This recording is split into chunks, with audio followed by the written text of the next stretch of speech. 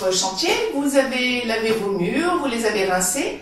Ne négligez pas cette étape parce que si vous laissez la colle sur les murs, au moment où vous allez passer votre couche de primaire ou de sous-couche sur votre mur, elle peut mal adhérer cette couche à cause de la colle qui fait écran. Donc lavez bien et rincez bien vos murs, ça sera que mieux.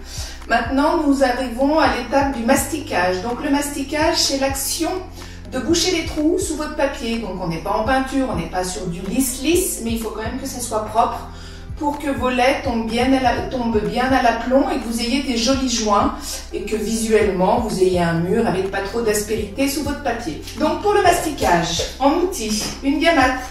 C'est ce récipient qu'on trouve en magasin de bricolage, le mien a un peu vécu, il faut régulièrement le gratter ou le laver. 3 spatules, une grande spatule qu'on tiendra de cette façon quand on mastique.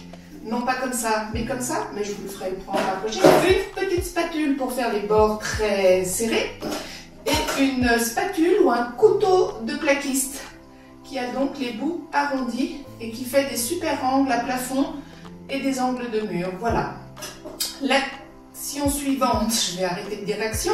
L'action suivante, c'est de verser donc de l'enduit de rebouchage. Donc moi j'utilise pas de l'enduit rouge, j'utilise pas de l'enduit bleu de lissage, rouge de rebouchage, bleu de lissage, j'utilise du mortier-colle. Donc le mortier-colle est normalement prévu pour coller les caroplâtres. Il a une caractéristique d'être très résistant, on peut garnir jusqu'à 2 cm.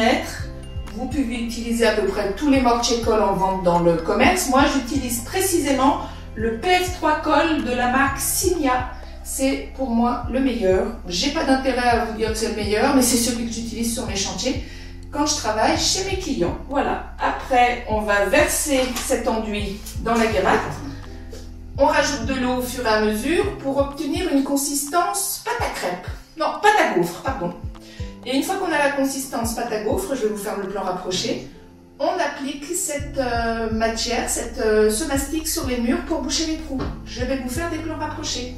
A tout à l'heure, n'oubliez pas de vous protéger les mains parce que la manicure, autrement, elle va en prendre un coup.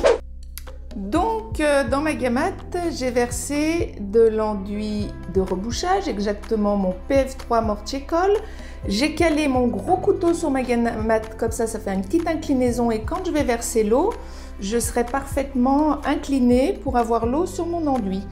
Je prends un peu d'eau avec mon éponge parce qu'en prenant l'eau avec l'éponge, on dose précisément ce qu'on a besoin en eau. Si vous avez une consistance trop liquide, vous rajoutez de l'enduit. C'est pas compliqué. Je repose.